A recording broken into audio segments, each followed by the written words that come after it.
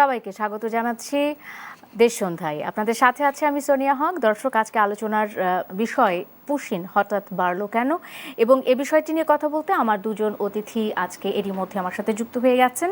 মোস্তফা কামাল, উপবার্তা প্রধান, বাংলা ভিশন, তিনি আছেন আজকে আমার সাথে যুক্ত হয়েছেন, এবং আলোচনায় যুক্ত হয়েছেন মেজর অবসরপ্রাপ্ত নাসিরউদ্দিন আহমেদ, নিরাপত্তা বিশ্লেষক। দুজনকে স্বাগত জানাচ্ছি। এবং যেমনটা বলছিলাম যে আজকে আলোচনার বিষয় রেখেছি পুশিন হঠাৎ বাড়লো কেন, এই প্রশ্নটি দিয়ে আমি আলোচনা শুরু করতে চাই। মেজর অবসরপ্রাপ্ত নাসিরউদ্দিন আহমেদ, আপনার কাছে এই প্রশ্নটি, পুশিন হঠাৎ করেই বাড়লো কেন? ধন্যবাদ আপনাকে, সহ আলোচক এবং বিজ্ঞ দর্শক যারা আছেন সবাইকে অনেক অনেক শুভেচ্ছা। এটা হঠাৎ বাড়লো কেন, এটার সাথে সরাসরি আমার দৃশ্যপটে যেটা আসে সেটা হলো পশ্চিমবঙ্গের নির্বাচনে যিনি এবার বিজয়ী হয়েছেন, শুভেন্দু অধিকারী, তার একটি বক্তব্য এখানে তিনি স্পষ্ট বলেছেন যে মুসলমান যারা আছে বাংলাদেশ থেকে যারা এসছে তাদেরকে ধরে ধরে ফেরত পাঠানো হবে, এবং তার হিংসা যে কতটুকু সেটা উনি স্পষ্ট করেছেন একটি বক্তব্যের মধ্য দিয়ে, যে বরিশাল থেকে আমার মাকে এক কাপড়ে আমাদেরকে চলে আসতে হয়েছিল এবং সেটাই মুসলমানদের কারণে। এই ধরনের বক্তব্যের পরে উনি যেটা ক্ষমতায় আসলেন, স্বাভাবিকভাবে এখানে আমরা তৃণমূলের কংগ্রেসের অনেক ভুলভ্রান্তি ছিল, কিন্তু তারপরেও যেটা তাদেরকে এগিয়ে নিয়ে গেছে নিঃসন্দেহে সেটার মধ্যে ছিল একটা ধর্মীয়, একটা আবেগ, ধর্মীয় অনুভূতির একটা বিষয়। এবং সেই সাথে উনি কি করলেন, যখনই উনি প্রথম যে অধিবেশনে উনি বসলেন তার ইয়েদেরকে, সাংসদদেরকে নিয়ে রাজ্যসভায়, প্রথম দিনেই সিদ্ধান্ত নিলেন যে জমি হস্তান্তর করে দিবেন, এবং করেছেনও তাই, এবং কাঁটাতারের বেড়া নির্মাণের জন্য তারা উদ্যোগ নিয়েছে। এবং সেই কাঁটাতার বাংলাদেশের চারিদিকে কিন্তু অনেক কাঁটাতারের বেড়া আছে। আপনি যদি ঢাকা থেকে চিটাগাংয়ের দিকে যেতে চান, আপনি চৌদ্দগ্রামের ওই এলাকা ক্রস করার সময় চোখের সামনেই দেখতে পাবেন, ট্রেনে গেলে আখাউড়ার ওই পাশে দেখতে পাবেন। তো এগুলো নিয়ে তো সমস্যা হয়নি। কারণ কেন হয়নি, উভয় পক্ষ তারা একটা যে আন্তর্জাতিক নর্মস আছে এবং উভয় পক্ষের মধ্যে যে একটা সমঝোতা আছে তার ভিত্তিতে একটা রেখা বরাবর তারা কাঁটাতারে বেড়া দিয়েছে, যেটা বলা হয় যে জিরো লাইন যেটা আছে সেখান থেকে 150 গজের মধ্যে হবে না, সেখানে হয়নি। কিন্তু এখানে গায়ে মানে পায়ে পাড়া দিয়ে যেরকম ঝগড়া করার জন্য মানুষের যে কথাটা আছে, সেটাই হলো তারা আমাদের শূন্য রেখা মানলো না, তাদের এখানে এসে কাঁটাতারে বেড়া দেওয়ার চেষ্টা করলো। একই সাথে তারা কি করলো, আপনি দেখেন বাংলাদেশ এখন কিন্তু একটা খুব রাজনৈতিকগতভাবে একটা নাজুক পরিস্থিতিতে আছে। আগে আমাদের পাশে যে ভারতের রাজ্যগুলো ছিল, আসাম ছিল, ত্রিপুরা ছিল, এবং এখানে মণিপুর, নাগাল্যান্ড, এইগুলো, এই যে বেল্টটা ছিল, তো দুটা রাজ্য কিন্তু সরাসরি বিজেপি সরকারের ছিল, আসাম এবং ত্রিপুরায়। আর নিচে যেটা ছিল সেখানে একটা মিক্সড ছিল একটা, কিন্তু বিজেপির আধিপত্য ছিল। শুধুমাত্র আমরা আমাদের যেটা পশ্চিমবঙ্গ, সেখানে তৃণমূল কংগ্রেস ছিল। এখন কিন্তু আমরা চারিদিকে বিজেপি হয়ে গেলাম এক। তারপরে যেটা হলো যে তারা কাঁটাতারে বেড়া দিয়ে চেষ্টা করলো, সেখানেও আমাদের সীমান্তরক্ষীরা দৃঢ়তার সাথে এটার মোকাবেলা করতে পেরেছে বলে আমার মনে হয়, এবং কারণ ওখানে এখনও তারা কাঁটাতারে বেড়া দিতে পারেনি। তারপরে তিন দিক থেকে, এদিক থেকে আসাম, ওই দিক থেকে আখাউড়া, আর এদিক থেকে পশ্চিমবঙ্গ, আপনি চিন্তা করেন তিনটা স্টেটে তিনটা বিজেপির মুখ্যমন্ত্রী, তিনটা বিজেপি সরকার, তিন সরকারের সাথে একভাবে তারা সীমান্ত দিয়ে আমাদেরকে এখানে পুশিন করে আমাদের নাগরিকদের ঢুকিয়ে দেওয়ার চেষ্টা করলো। আমাদের নাগরিক, আমি এটা হয়তো বলা ঠিক হবে না, কারণ হচ্ছে তারা কোন নাগরিক এটা নিয়ে আমাদের যাচাই বাছাই করার যথেষ্ট সুযোগ আছে। আমাদের সীমান্তগুলো এতই, আমরা তো আসলে আগে একই দেশের ছিলাম, আমাদের তো পাকিস্তান, ভারত, মায়ানমার, নেপাল সবগুলো মিলেই তো একটা ব্রিটিশ সাম্রাজ্য ছিল। তো তখন তো কেউ এগুলো চিন্তা করেনি একদিন সীমান্ত হয়ে যাবে। কারো রান্নাঘর ভারতে, শোবার ঘরটা হচ্ছে বাংলাদেশে, কারো ওখানে হয়তো একটা গাছ আছে, ফল পড়ছে এই সীমান্তের এপারে। এইভাবেই তো আমাদের সীমান্তগুলো ছিল, কিন্তু সেখানে তারা সম্প্রীতির সাথে বসবাস করছিল। আর এই মাইগ্রেশন যেটা, সেটা অনেক বিতর্কিত। আপনি যদি বলেন শুভেন্দু অধিকারী, তাহলে উনি কি স্বীকার করবেন যে উনি বাংলাদেশের নাগরিক? তাকে পুশিন করা যাবে? আপনি যাকে পুশিন করছেন তার জন্মটা কোথায়? আপনি যদি আপনি আরও করেন, পশ্চিমবঙ্গের এই যে মুখ্যমন্ত্রী ছিলেন জ্যোতি বসু, তার বাড়ি কোথায়? আপনি যদি আরও ওখানে যান, আপনার ওখানে বিজেপির যে অটল বিহারী বাজপেয়ী, তিনি তো পাকিস্তান থেকে এসেছিলেন। তো এরকম কিন্তু হয়েছে, বাংলাদেশ থেকে ওখানে গেছে, ওখান থেকেও বাংলাদেশে এসছে, নেপালে গেছে, নেপাল থেকে এসছে, মায়ানমারে গেছে, মায়ানমার থেকে এসছে। আপনি যদি চিরং হিল ট্রেক্সে, আমি যেহেতু ছিলাম, ওখানকার বর্ডার বলতে তো আসলে দৃশ্যমান কোনো কিছুই নাই। এখানে তো তাও তার কাটা আছে, একটা পিলার আছে, ওখানে পিলার কে কখন বসিয়ে গেছে, জঙ্গলে এখন ঢেকে গেছে, বলা কোনো উপায় নাই জানার যে এটা কোন পাহাড়ের উপরে আমি আছি। মাঝে মাঝে আমরাও ঢুকে যেতাম অন্য দেশের টেরিটরিতে, হয় মায়ানমারের দিকে অথবা ভারতের দিকে, আবার ভারতের ওরা চলে আসতো, কিন্তু সেখানে আমরা কি করতাম, মিউচুয়ালি করে ফেলতাম যে ভাই তুমি দেখতে পাচ্ছ যে বর্ডার বোঝার উপায় না, আমি চলে আসছি, so let me go back. ওরাই আমাদের গাইড করে ফেরত দিয়ে দিত, আমরাই গাইড করে ওদেরকে ফেরত দিয়ে দিতাম। এই একটা সম্প্রীতির সম্বন্ধ কিন্তু একটা সম্পর্ক ছিল। কিন্তু এবার যেটা হলো যে বিজেপি এখান থেকে যখন পশ্চিমবঙ্গে হলো, তাদের একটা কমিটমেন্ট ছিল, ঘোষণা ছিল, তারা বাংলাদেশের নাগরিক কাউকে ওখানে থাকতে দিবে না। আমি পশ্চিমবঙ্গে গেছি, ত্রিপুরায় গেছি, আমি এখানে মায়ানমারের ওই অংশটাও জানি। এত কোনো অ্যাট্রাকশন নাই যে ওখানে যেতেই হবে। এটা কোনো মিডল ইস্ট না যে পেট্রো ডলার পাওয়া যাবে, অথবা ইউরোপ না যে একেবারে সব ভূমধ্য সাগর পাড়ি দিয়ে যেতে হবে। অ্যাট্রাকশন কিছুই নাই। কিন্তু যেটা হয় যে মানুষ পেটের দায়ে করে কি, যেখানে একটু ভাত কাপড় পাওয়া যাবে, একটু ভালো থাকা যাবে, সেখানে যাওয়ার একটা টেন্ডেন্সি থাকে। আপনি এখন ঢাকায় চিন্তা করেন, সে হয়তো চিন্তা করছে যে ঢাকায় যে আমি থাকবো কোথায়।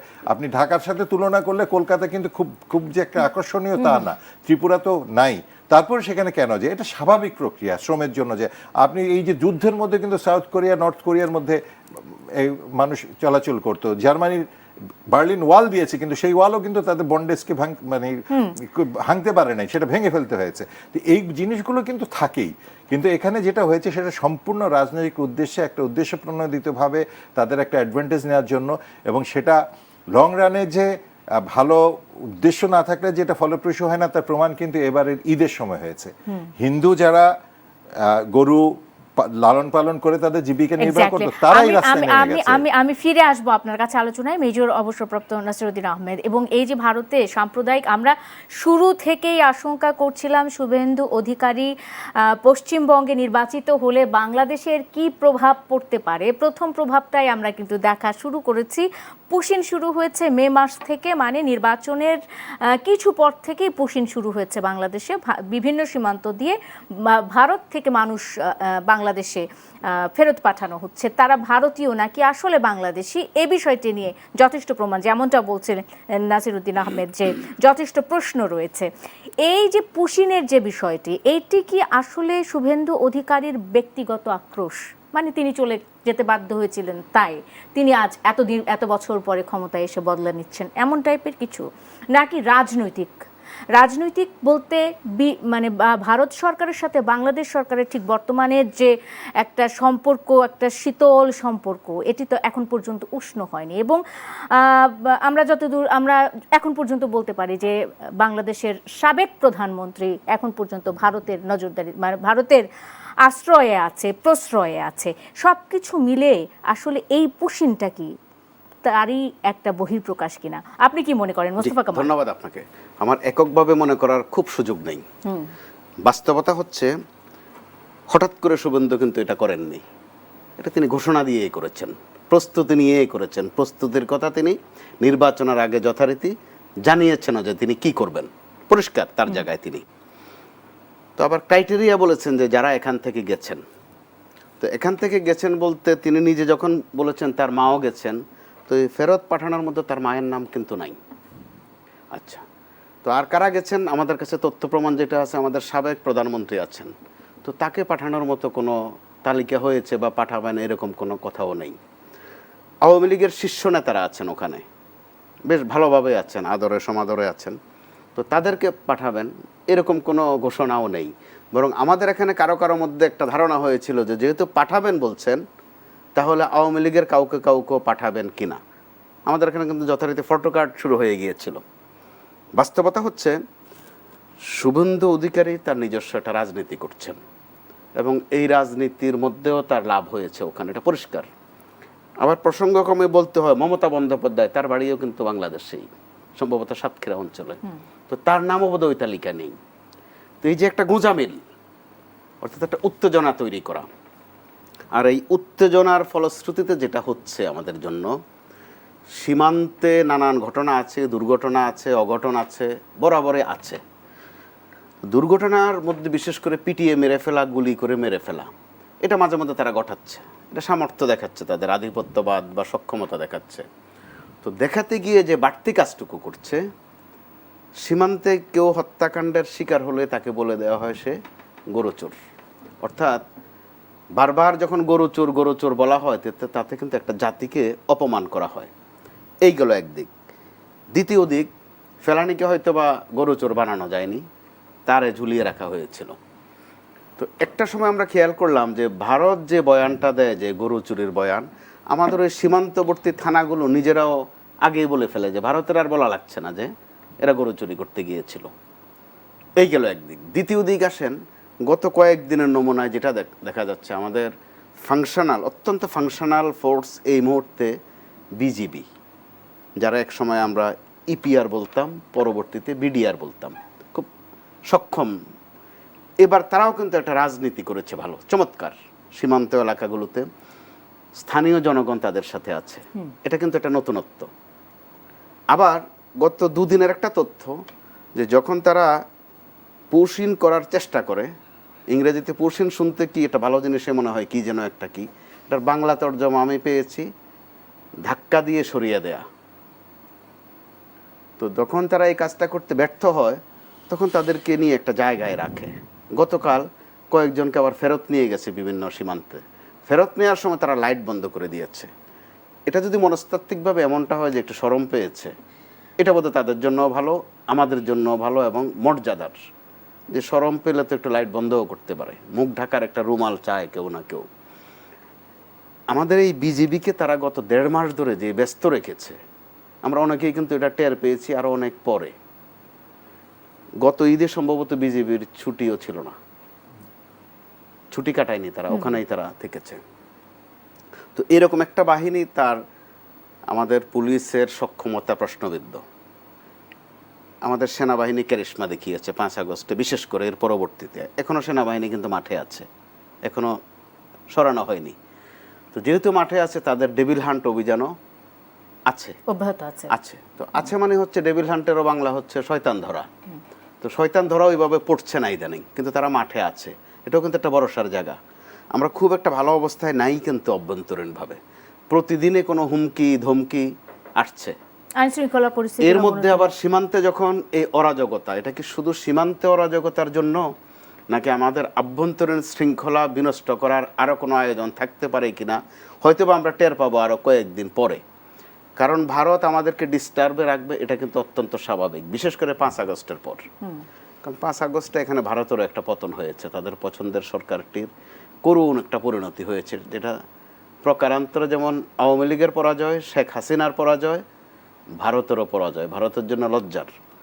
আবার বাস্তবতা হচ্ছে ভারত তার চারদিকে যেই প্রতিবেশীরা আছে কাউকে শান্তিতে থাকতে দিচ্ছে না, আমাদেরকে অশান্তি মাত্রাগতভাবে একটু বেশি দিচ্ছে। অথচ সীমান্তে আমার যতটুকু জানা আছে, গণমাধ্যমে কাজ করার সুবাদে, ইনফরমাল অনেক কাজ আছে সীমান্তে, বিয়ে শাদী পর্যন্ত হয়, খুব সম্প্রীতি আছে।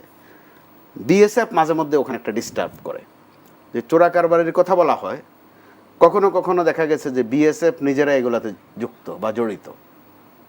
আবার ভারতের উদ্দেশ্য যদি আপনি খেয়াল করেন, একটা অন্যতম আইটেম, নেশার আইটেম ফেন্সিডিল।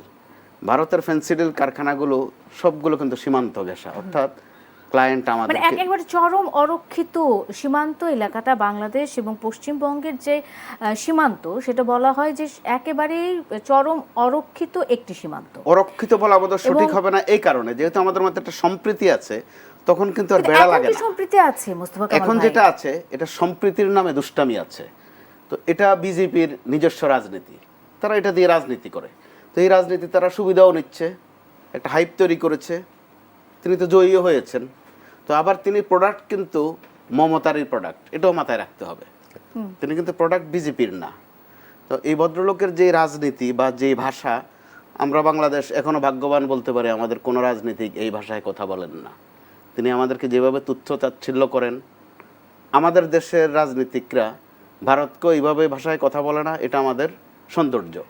আমাদের অভ্যন্তরীণ রাজনীতিতেও শুভেন্দুবাবুর মতো ওই ভাষায় কেউ কথা বলেন না, এটাও বাংলাদেশের আরেক সৌন্দর্য। কেন আসলে মোস্তফা কামাল ভাই, আমি তাদের পতনের কারণে আছেই, তাদের পছন্দের সরকারটি নেই, এটা কত যন্ত্রণা। কামাল ভাই, আমি আরেকটু যুক্ত করে একটা বিরতিতে যেতে চাই। সেটা হলো যে এই দুটি দেশ কোন সরকার ক্ষমতায় থাকলো না থাকলো সেটি তো বিষয় না, দু দেশের সম্পর্ক কূটনৈতিক সম্পর্কের উপর ডিপেন্ড করে। ভারতের সাথে হাসিনা সরকারের এমন কি ভালোবাসার সম্পর্ক ছিল যেটি এই মুহূর্তে বিএনপি সরকারের সাথে বা বর্তমান সরকারের সাথে তারা করতে পারবে না বা করতে পারছে না বা করতে চায় না? আমি একটা বিরতির পরে সেই প্রশ্নগুলো করব আপনাদের কাছে। দর্শক, একটা বিরতি নেই দেশ সন্ধ্যায়, সঙ্গে থাকুন। বিরতির পর স্বাগত আরেকবার, দেখছেন দেশ সন্ধ্যা। সোনিয়া হক আপনাদের সাথে আছি। পুশিন হঠাৎ বাড়লো কেন, এই বিষয়টি নিয়ে কথা বলছিলাম। ফিরতে চাই মোস্তফা কামালের কাছে, যেহেতু আপনাকে ছেড়ে গেছিলাম মোস্তফা কামাল। সেটি হলো যে বাংলাদেশের সাথে ঠিক বর্তমান সরকারের সম্পর্ক মানে কূটনীতির উপর নির্ভর করছে, মানে প্রত্যেকটা দেশের সাথেই তো কূটনীতির উপর নির্ভর করে। আমার দেশের কূটনীতি কেমন, ব্যুরোক্রেসি কেমন, সেটার উপর ডিপেন্ড করে। কিন্তু ভারত এবং বাংলাদেশের সম্পর্ক দিন দিন তিক্ততার দিকে এগিয়ে যাচ্ছে। বিএনপির সাথে কেন সেই সম্পর্কটা হতে পারছে না, যেটা ভারতের সাথে হাসিনা সরকারের ছিল বা আওয়ামী লীগ সরকার ছিল?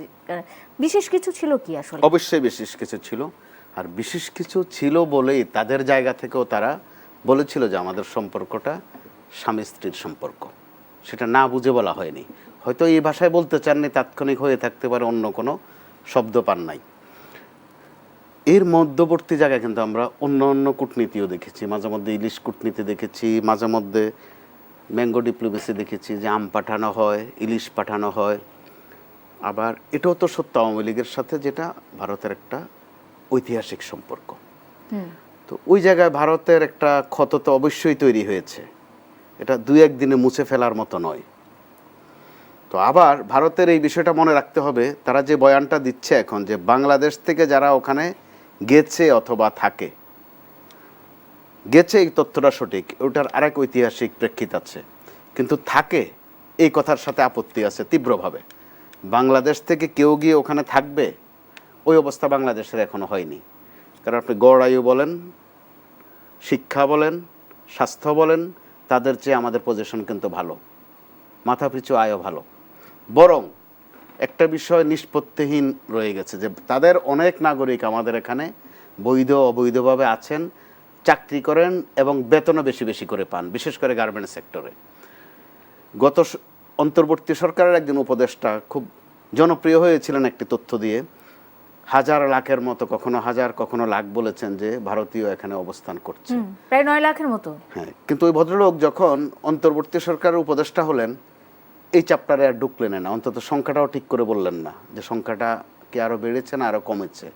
অর্থাৎ ভারত আমাদেরকে নিয়ে শুমারি করে, আমরা তো ওই শুমারিটা করতে পারতাম, অন্তত না করাতে আমাদের এখন কিন্তু নানান প্রশ্নের জবাব দিতে হয়। এই যখন সীমান্তের এই অবস্থাটা কখন খেয়াল করে দেখুন, যখন বিজিবি বিএসএফ সীমান্ত সম্মেলন হচ্ছে, ঠিক তার আগ মুহূর্তে একটু আরও উত্তেজনা ছড়ানোর জন্য অথবা চাপ তৈরি করার জন্য ভারত সেটা করে থাকতে পারে। কারণ ভারতের এরই মধ্যে আরেকটা যেটা ক্ষত তৈরি হয়েছে বা লজ্জা হওয়ার মতোই বিষয়, বিজিবি যেভাবে স্থানীয়দেরকে নিয়ে ভারতীয় সীমান্তরক্ষী প্রতিহত করছে, সেটা কিন্তু যে কোনো একজন নিরাপত্তা বিশ্লেষক তার চোখে পড়ছে। আরও একটা মানবিক বিপর্যয় কিন্তু তারা ঘটাচ্ছে, গণমাধ্যমে এখন ওই তথ্যগুলো ওভাবে আসছে না। যখন তাদেরকে ফেরত নেওয়া হচ্ছে, ফেরত নিয়ে কিন্তু এমন জায়গায় রাখা হচ্ছে, ওখানে চরম মানবিক বিপর্যয় যাচ্ছে। আন্তর্জাতিক গণমাধ্যমে এগুলো কি তারা ফেরত যাচ্ছে শেষ পর্যন্ত একটা জায়গায় গিয়ে রাখা হচ্ছে, মানে কামাল ভাই, এখানে যে রাখা হচ্ছে, রাখার পরে যে আসলেও তাদেরকে নিয়ে যাওয়া হচ্ছে মানে ভারত পর্যন্ত, এটা কি ভারত পর্যন্ত বলে ভারতীয় যে তথ্য আছে আমাদের কাছে, ভারত সীমান্তের নোম্যান্স এরিয়া এই ধরনের কোথাও রাখা হচ্ছে, চরম মানবিক বিপর্যয় যাচ্ছে ওখানে। তো সেটা কিন্তু আন্তর্জাতিক গণমাধ্যমে একটু একটু করে আসছে। এটাও আন্তর্জাতিক বিশ্বে ভারত যেখানে নিজেদেরকে গণতান্ত্রিক রাষ্ট্র দাবি করে, তাদের সাথে মানায় কিনা, তাদের সাথে যায় কিনা, এটা ভারতের ভাববার বিষয় আছে। একইভাবে ভারত তার কোনো প্রতিবেশীকে কিন্তু শান্তি দিচ্ছে না, সেটাও কিন্তু স্থানিক সংবাদ নয়, সেটাও আন্তর্জাতিক একটা সংবাদ। সেটাও ভারতের ইমেজ নষ্ট করছে কিনা, এটা ভারতের ভাববার বিষয় আছে। আবার ভারত আমাদের কাছ থেকে টোটাল অঙ্কে না গিয়ে আমি দু একটা ক্ষেত্র বিশেষে বলতে পারি, তাদের ইনকাম জেনারেট হয় আমাদেরকে দিয়ে। আমাদের এখান থেকে যারা ভারতে যায়, কেউ থাকতে যায় না, তারা যায় কেনাকাটা করতে একটা অংশ, চিকিৎসার জন্য যায় আরেকটা অংশ, পর্যটনের জন্য একটা অংশ, পর্যটন আরেকটা অংশ আছে। আমাদের আজমির শরীফ সহ বিভিন্ন যেই ধর্মীয় প্রতিষ্ঠানগুলো আছে ওখানে, আমাদের মুসলমানদের কারো কারো একটা আবেগ আছে, ওখানে জিয়ারত করতে যায়। তো এগুলো প্রকারান্তরে ভারতের কিন্তু ইনকাম হয় আমাদের দিয়ে।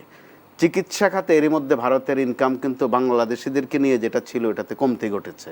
আমাদের অনেকে কিন্তু এখন বিকল্প হিসাবে চীন চলে যাচ্ছে, কারণ ভারত আপনার মনে থাকার কথা 5 আগস্টের পর কয়েকদিন এমন সব কাণ্ডকীর্তি করেছে যে আমাদের যারা রুগী গেছেন বা রুগীর স্বজন গেছেন, তাদেরকে বিভিন্ন হোটেলে বলে দেওয়া হয়েছে যে এদের কাছে খাওয়া বিক্রি করবা না, তাহলে বর্বরতা কোন পর্যায়ে? এটা এত আক্রোশ কেন? আমি আবারও ওই একটা প্রশ্নে আপনার কাছে আটকে গেলাম যে এত আক্রোশ কেন? মোস্তফা কামাল, আমি ফিরবো আপনার কাছে। মেজর অবসরপ্রাপ্ত নাসিরউদ্দিন আহমেদ, বাংলাদেশের সাথে গঙ্গা চুক্তি, তিস্তা চুক্তি, মানে গঙ্গা চুক্তির মেয়াদ আর ডিসেম্বর নাগাদ হয়তো বা আবারও নবায়ন করার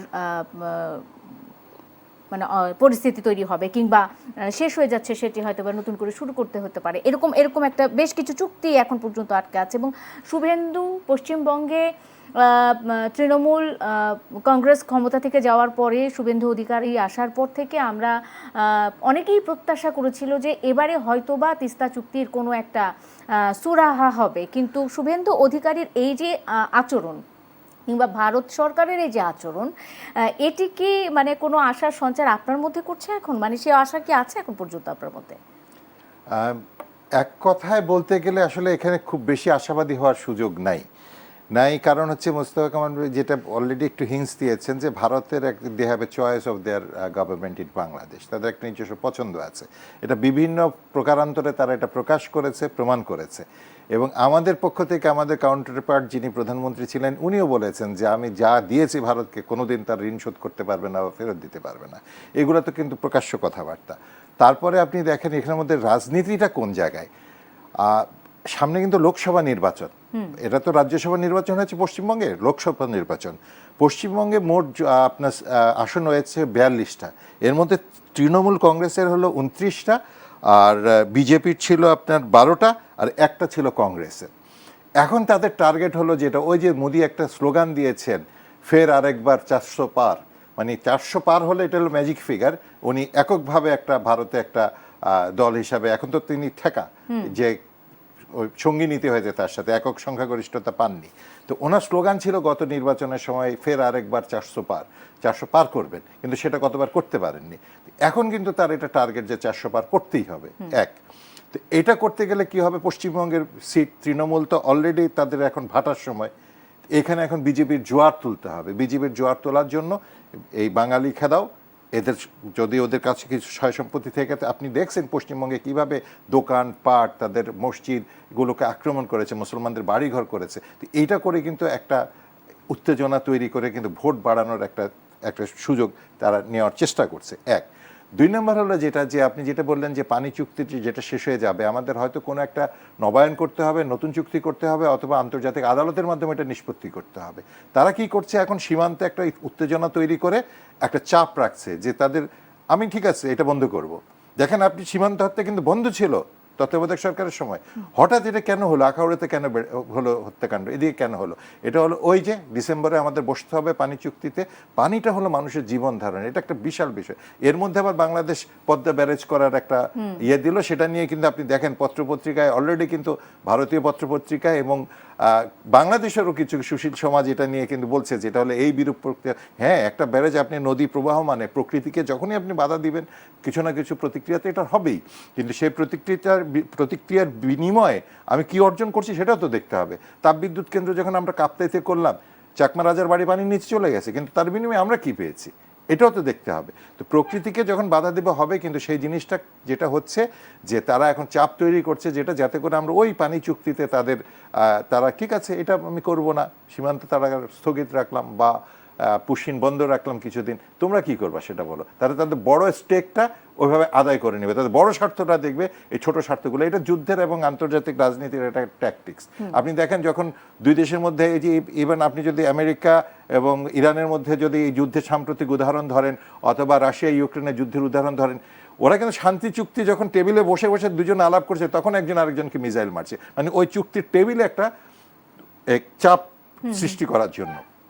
এটা একটা ট্যাকটিক যার জন্য পুশিন এবং এটা চলে আসছে। পানিটা তারা যেভাবে কাঁদা নেবে। আর তিস্তাতে কোনো অবস্থাতেই তারা চায়নাকে চাচ্ছে না, চায়না যেটা করে দিতে চাচ্ছে এটা কোনো অবস্থাতে চাচ্ছে না। তারা এখন চারিদিক থেকে 3টা বিজেপি সরকার, এই ত্রিপুরা, আসাম এবং ইয়েতে, আসামেও কিন্তু যথেষ্ট উত্তেজনা তৈরি হয়েছে। আর তারপরে আপনার এদিক দিয়ে হলো পশ্চিমবঙ্গ, 3 দিক থেকে তারা সমানে ত্রিশূল আক্রমণ করে আমাদেরকে একটা নতজানুর মধ্যে নিতে চাচ্ছে, যাতে করে তারা এই পানি চুক্তি এবং তিস্তাতে যে চায়নার যে প্রভাব বা চায়নার যে ইন্টারেস্ট সেটাকে যাতে নেগেট করতে পারে। আচ্ছা, এইটা একটা বিষয়, প্রকল্প, এখান থেকে চায়নাকে এটা আনতে দিবে না। আরেকটা বিষয় হচ্ছে যেটা যে নোয়িংলি অর আননোয়িংলি যেটা হয় সেটা হচ্ছে যে পাকিস্তানের সাথে আমাদের সম্পর্কটা তারা যেটা বিবেচনা করছে নতুন মাত্রায় চলে গেছে। তাদের যেই পররাষ্ট্রমন্ত্রী পর্যায়ের বৈঠক, তাদের সামরিক যে প্রতিনিধিদের আসা যাওয়া, তারপর আপনার বিমান বাহিনীর আধুনিকায়নে তাদের যেই প্রস্তাব, তুরস্কের যে ড্রোন প্রযুক্তি, হ্যাঁ যে ড্রোন ইন্ডাস্ট্রি করতে চাচ্ছে, ডিফেন্স ইন্ডাস্ট্রি করতে চাচ্ছে, এটা যারা আমাদেরকে, আপনি বলেন বাংলাদেশকে আক্রমণ করতে কে আসবে? উত্তর কোরিয়া আসবে? কোনোদিন উত্তর কোরিয়া আসবে না। আমাদের আক্রমণ কে আসবে? রাশিয়া আসবে? আসবে না। তা আমাদের কিন্তু যখন মিলিটারি ম্যানকে একটা মানে ট্রেনিং করানো হয়, তার একটা মাইন্ডসেট তৈরি করতে হয়। তোমার শত্রু এ হতে পারে, তার ট্যাকটিক্সটা এরকম, তার সাংগঠনিক কাঠামো এরকম, তার অস্ত্রগুলো এরকম, তার অস্ত্রের রেঞ্জ এরকম, তার ধারণ ক্ষমতা এরকম, তার ফুড হ্যাবিট এরকম। তো এইগুলো করেই তো আমাদের একটা মাইন্ডসেট তৈরি করা হয়। আমার শত্রুটা অনুমান করছি আমি এই ধরনের হতে পারে, তো তার বিরুদ্ধে আমি যদি এইভাবে থাকি তাহলে আমি সুরক্ষিত থাকবো, অথবা তাকে ক্যাপচার করতে গেলে আমাকে এই প্রস্তুতি নিয়ে যেতে হবে। আমি 1:3 বলে যে ওর যদি একজনকে ধরতে হয় আমার 3 জন যেতে হবে, অথবা ওরা যদি 3 জন আসে আমার একজন লোকই যথেষ্ট। আমি গর্তের মধ্যে থাকবো, 3 জনকে দেখে দেখে শুট করবো। এই মনস্তাত্ত্বিক যে ট্রেনিংগুলো, সেগুলো আপনি কাকে করাবেন? আপনি শত্রু কে? এটা এতদিন পর্যন্ত আমরা উলফল্যান্ড বলে বলতাম যে উলফল্যান্ড ট্যাকটিক্স আছে, উলফল্যান্ড শেখাতাম। এখন আমাদেরকে এইটার থেকে কিন্তু ডাইভার্ট করার একটা চেষ্টা চলবে। এই সমস্ত বিষয়গুলো নিয়ে, আর চায়নার এখন তো আপনি দেখেন তারা ভূমি চায় না, তারা চায় এখন অর্থনীতি, তারা চায় এখন বাজার। তো এই যে চাইনিজ বাজারটা এখানে আসতো, মোস্তফা ভাই খুব সুন্দর একটা কথা বলেছেন যে আমাদের যে একচ্ছত্র ইন্ডিয়ান চিকিৎসকদের একটা এখানে আধিপত্য ছিল, একটা সর্দি হলে কাশি হলে চলে যেত, চায়না হচ্ছে। এবং চায়না আরেকটা বড় হসপিটাল করতে চাচ্ছে লালমনিরহাটে, যেটা অলরেডি চাইনিজ প্রতিনিধি দল আসছে। ভারত তো এগুলো সহ্য করতে পারছে না। কিন্তু না, আমি যদি একটু বলি যে মেজর নাসিরউদ্দিন আহমেদ, সেটা হলো যে ভারত তো শুধু নিয়েই গেছে। চায়না যদি এখানে কোনো কিছু তৈরি করে সেখান থেকে নিতে চায়, সেটি বেশি লাভজনক, নাকি ভারতকে শুধু আমরা দিয়েই গেছি সেটা বেশি লাভজনক? একটা বিরতির পরে জানি। দর্শক থাকুন সঙ্গে, ফিরছি এক্ষুনি।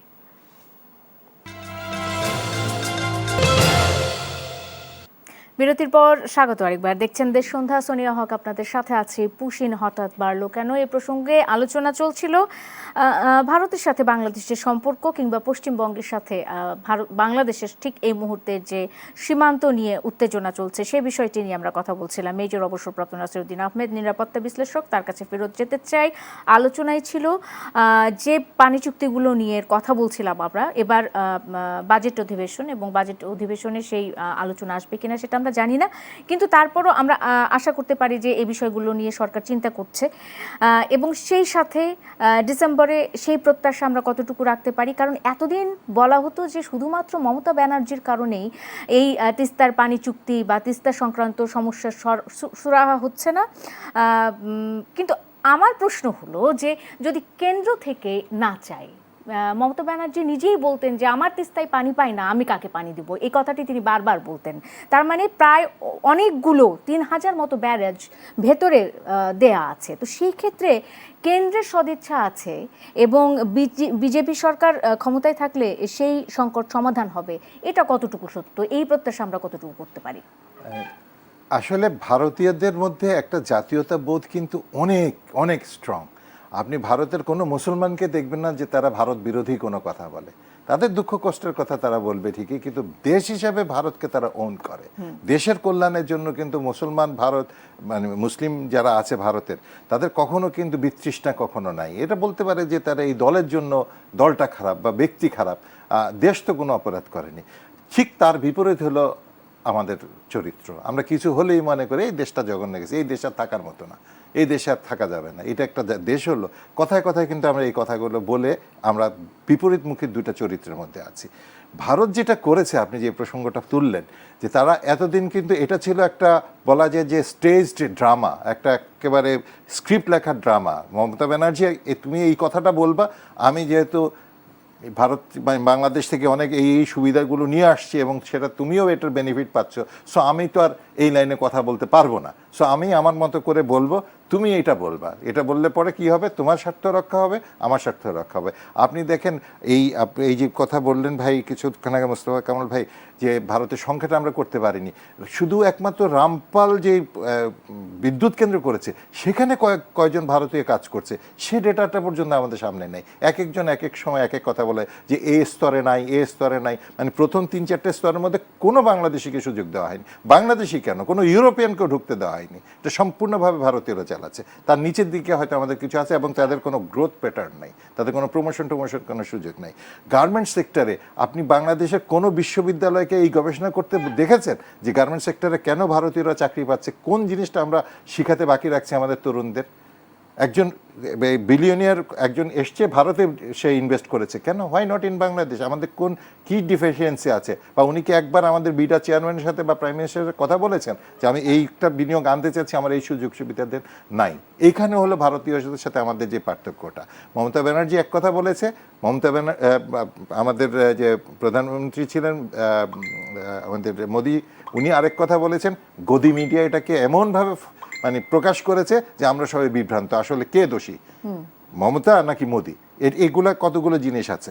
এই জিনিসগুলোকে বুঝতে গেলে আমাদের যে রাজনৈতিক প্রজ্ঞা দরকার এবং যেই বিচক্ষণতা দরকার, সেদিক থেকেও আমাদের ঘাটতি আছে। আমাদের রাজনীতি সেভাবে বিকশিত হইতে দেয়নি। আমাদের যা কিছু বল না, আমার সন্তান তো রাজনীতি করে নাই, করবেও না। ভালো মানুষ যাদেরকে আমরা ভালো করি, আপনি দেখেন এখানে এখনো কিন্তু ক্রিকেট বোর্ডের ইয়েটা দেখেন, ফরমেশনটা দেখেন, কারা গেছে সেই জায়গার মধ্যে? কেন আমাদের কি ক্রীড়া সংগঠন কেউ ছিল না? একজনও ছিল না যে রাজনৈতিক পরিচয়ের বাইরে নিরপেক্ষভাবে আমরা তাকে বলতে পারতাম। আমাদের রাজনীতি হয়ে গেছে পরিবার কেন্দ্রিক। যুদ্ধ হলে সাধারণ মানুষটা মারা যাবে, সাধারণ ঘরের সন্তানরা করবে, জীবন বিসর্জন দিবে, রক্ত দিবে, চোখ হারাবে, অঙ্গ হারাবে, তারপর যখন এটা হারভেস্ট করার সময় হবে তখন এটা হারভেস্ট করবে ওই পরিবারগুলো। আমি একটা ছোট্ট উদাহরণ দিয়ে আপনাকে আরো ক্লিয়ার হয়ে যাবেন। আমি 90-91-তে যখন আপনার সাদ্দাম হোসেন দখল করলো কুয়েত, সেই কুয়েত পুনরুদ্ধার যুদ্ধ যেটা হয়েছিল সেখানে আমি গিয়েছিলাম। আমরা আমেরিকার যে মাল্টি ন্যাশনাল ফোর্স ছিল তাদের সাথে যুদ্ধ করেছি। আমরা মরুভূমিতে ছিলাম, কোনো এসি ছিল না, তপ্ত মরুভূমিতে আমরা কাজ করেছি, গোসল করার পানি পাইনি, কোনো রকমের অল্প পানি রেশনিং করে খেয়ে আমরা ওখানে মরুভূমিতে ছিলাম যখন এই কুয়েত এবং সৌদি আরবের বর্ডারে। এই অবস্থার মধ্যে তো যুদ্ধ হলে পুরো কালো ধোঁয়ায় আমাদের মানে গাড়ি চালাতে পারতাম, উইন্ডশিল্ড কালো হয়ে যেত, বাতাসের মধ্যে এত ধোঁয়া ছিল। যুদ্ধ শেষ হলো, তারপর দেখলাম কি আমরা জানেন, ভারত কিন্তু একটা সোলজারও পাঠায় নাই, সোলজার পাঠিয়েছে আমাদের সরকার। আমরাও সেখানে যে যুদ্ধ করেছে জীবন বাজি রেখে।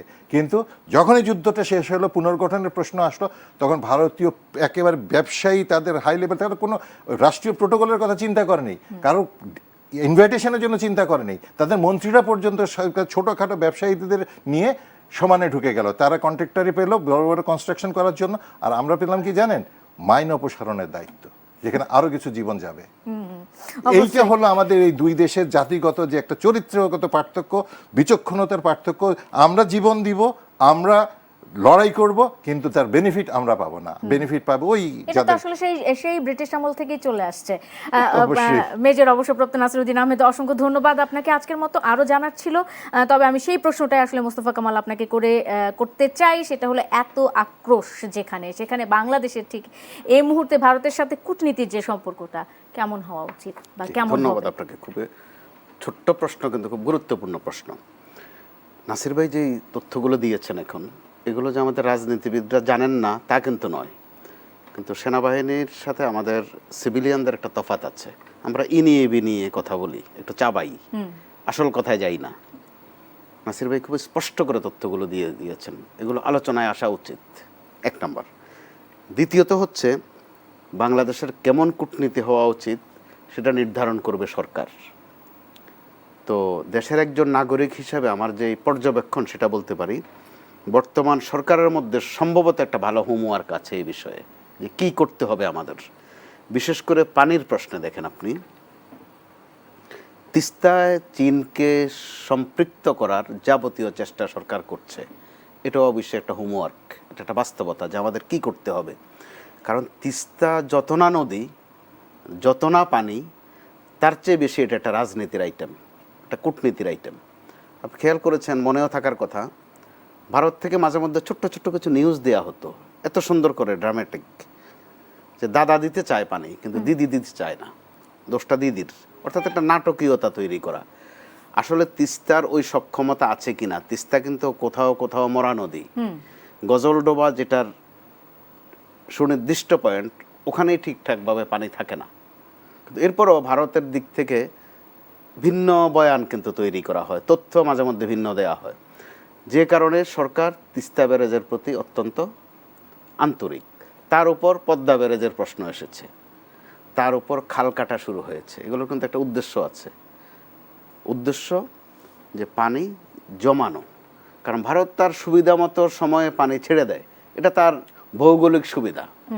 তাহলে সে যখন ছেড়ে দিবে পানি তার সুবিধা মতো, আমরাও যদি আমাদের সুবিধা মতো ওই পানি আটকাতে পারি, যেটা প্রেসিডেন্ট জিয়াউর রহমানের সময় যে খাল কাটার মূল উদ্দেশ্য কিন্তু ছিল ওইটাতে আমরা সাফল্যও পেয়েছি। কিন্তু দুঃখজনকভাবে প্রেসিডেন্ট জিয়াউর রহমানের পর বিএনপি একাধিকবার ক্ষমতায় থাকলেও খাল কাটার দিকে কিন্তু মনোযোগী হয়নি, আলোচনায় আনেনি বিষয়টা। এবার একটা ইতিবাচক দিক যে সরকার ক্ষমতায় এসেই অ্যাড্রেস করেছে বিষয়টা, নির্বাচনী ওয়াদাতেও ছিল, এবং সম্ভবত বর্তমান যিনি প্রধানমন্ত্রী তিনি তার প্রথম কার্য দিবসে এই বিষয়ে তার বক্তব্য পরিষ্কার করেছেন। সেই ক্ষেত্রে সরকার কূটনৈতিকভাবে অবশ্যই একটা ভালো জায়গায় আছে বা ভালো পদক্ষেপ নিচ্ছে। আর বাকি থাকে একটা বিষয় যেটা আলোচনায় আসে মাঝে মধ্যে, যে ভারত এরকমটা করবেই, তার সুবিধাবাদ সে পানি দিয়েও করবে, আগুন দিয়েও করবে, মাটি দিয়েও করবে। তো করতে করতে গিয়ে নাসির বাবু আরও ভালো জানবেন, ডক্টর ইউনূস সরকার যেদিন শপথ নিল ঠিক সেদিনই ভারত তার একটা সক্ষমতা দেখালো পানি দিয়ে, ফেনী নদী দিয়ে পানি ছেড়ে দিয়েছে। অর্থ হচ্ছে এখানে ভোগান্তি দেয়া। তো ডক্টর ইউনূস বাংলাদেশে যে কাজটা করে গেছেন, যে চোখে চোখ রেখে কথা বলা ভারতের সাথে, এটার একটা উৎপত্তি কিন্তু তিনি করেছেন, ওই চর্চাও করেছেন। তো এই সরকার হয়তো যেহেতু রাজনৈতিক সরকার, তার ভাষা ডক্টর ইউনূস সরকারের ভাষার সাথে মিলবে না। কারণ ডক্টর ইউনূস সরকার এসেছিলেন চলে যাওয়ার জন্য, এই সরকার কিন্তু এসেছে থাকার জন্য। অবশ্যই এই সরকার নির্ণয় করবে যে ভারতের সাথে তার কূটনীতিটা কোন পর্যায়ে হবে। এবং আমরা খেয়াল করছি সরকারের দিক থেকে কূটনৈতিকভাবে এই কথাবার্তা বলা হচ্ছে এখন পর্যন্ত। বরং ভারত থেকে যে ধরনের আক্রমণাত্মক কথা মাঝে মধ্যে আসছে, বাংলাদেশ কিন্তু ওই মাত্রায় জবাব দিচ্ছে না। সেটাও একটা কূটনীতি। কারো কারো কামনা থাকে যে ভারত যে ভাষায় কথা বলে আমাদের বাংলাদেশ সরকারের জন্য সেই ভাষায় কথা বলে, সেটা হয় না। বিএনপির আলাদা একটা বৈশিষ্ট্য আছে। রাজনৈতিকভাবে আমরা বাংলাদেশে কেউ কেউ বিএনপির নেতারা মনে করে যে ওবায়দুল কাদের যে ভাষায় কথা বলতেন মির্জা ফখরুল এখন ওইভাবে বলেন না কেন। এটা এক ধরনের কর্মীদের চাওয়া, কিন্তু কূটনৈতিক বাস্তবতা একটা ভিন্ন বিষয়। ভারত একতরফাভাবে যা করে যাচ্ছে, সীমান্ত সহ, নদীর পানি সহ, আরও নানান আগ্রাসন বা আধিপত্যবাদ কায়েম করছে। এমনকি সাম্প্রতিক সময়ে আমাদের দেশে গুজবের একটা হাট বাজার কিন্তু তৈরি হয়ে গেছে। তথ্য হচ্ছে যে বেশিরভাগ ওই লোকজনের অবস্থান কিন্তু ভারতে। সরকার খুব উত্তেজিত একটা মুডে আছে গত 2-3 দিন যে গুজব বন্ধ করবে। তো কিন্তু আবার মুখ খুলে বলাও যাচ্ছে না এই গুজবগুলো পয়দা হয় কোত্থেকে। কারণ গুজব বন্ধ করা বড় কঠিন কাজ। আপনি বলছেন সোশ্যাল মিডিয়ার কথা, সোশ্যাল মিডিয়া তো আপনি আমি সবাই এক একটা সম্পাদক, সবাই একটা মালিক, যার যা ইচ্ছা ওখানে কিন্তু লিখে দেয়া যায়। অথবা পত্রিকার একটা কোনো নিউজরে একটু চেঞ্জ করে একটা ফটোকার্ড বানিয়ে দেওয়া যায় দেশে বিশৃঙ্খলা তৈরি করার জন্য। তো যেহেতু সরকার ওই দিকটাও অ্যাটেনশন দিয়েছে, গতকাল সংসদে স্বরাষ্ট্রমন্ত্রী বলেছেন যে কি করা যায় এ নিয়ে সরকার ভাবছে, প্রয়োজনে আইন সংস্কারও করবে। তো এখানে আহ্বান থাকবে আপনার এই অনুষ্ঠানের মধ্য দিয়ে যে গুজবের কিন্তু কিছু ব্যাকগ্রাউন্ড থাকে, আর গুজব এত মজাদার যদি এটা আমার পক্ষে যায় এটার আর গুজব মনে হয় না, এটারে আমরা তখন তথ্য বলে দাবি করে বসি। আবার যখন আমার বিপক্ষে যায় তখন আমি বলি যে জিনিসটা ভালো না, এটা বন্ধ করা উচিত। তো অবশ্যই সরকার যেহেতু এখন নিজেই আক্রান্ত, প্রধানমন্ত্রী থেকে শুরু করে মন্ত্রীরা বা বিভিন্ন নেতাদের পরিবার সহ, এই জায়গায়ও সরকার একটা অবস্থানে আসবে। সেটাও কিন্তু একটা ছোটখাটো কূটনীতি। কারণ আমাদের শুধু ভারত নয়, আমাদের সাম্প্রতিক যে গুজবগুলো ছড়ানো হচ্ছে বেশিরভাগই কিন্তু দেশের বাইরে থেকে। কেউ কেউ একদম পেশাদার এইসব প্রশ্নে, কখনো দেখবেন যে সেনাবাহিনীকে আক্রমণ করবে যে একটু উত্তেজিত করা যায় কিনা, কখনো কখনো সেনা প্রধানকে নিয়েও একটা তৈরি করে ফেলে, কখনো কখনো সময় আপনি দেখেছেন 1/11 সময় একবার ছিল, সেটা সেনাবাহিনী উতরিয়েছে। 5 আগস্টের পর কিন্তু আবার সেনাবাহিনীকে নিয়ে শুরু হয়েছে। তাতে প্রমাণ হয়েছে যে আমাদের সেনাবাহিনী কিন্তু মানে অত্যন্ত সক্ষম এই প্রশ্নে। বাংলাদেশকে আসলে অস্থির করার জন্য মানে বহুবিধভাবে চেষ্টা করা জি। হচ্ছে। সীমান্তে তার মধ্যে এক ধরনের উত্তেজনা এবং অভ্যন্তরীণ আর বিভিন্ন ভার্চুয়ালি বিষয়ে আরেকটা অস্থিরতা চলছে। অসংখ্য ধন্যবাদ মোস্তফা কামাল এবং মেজর অবসরপ্রাপ্ত নাসিরউদ্দিন আহমেদ, দুজনকে ধন্যবাদ জানিয়ে দর্শক আজকের মতো শেষ করতে চাই দেশ সন্ধ্যা। সাথে থাকার জন্য ধন্যবাদ সবাইকে।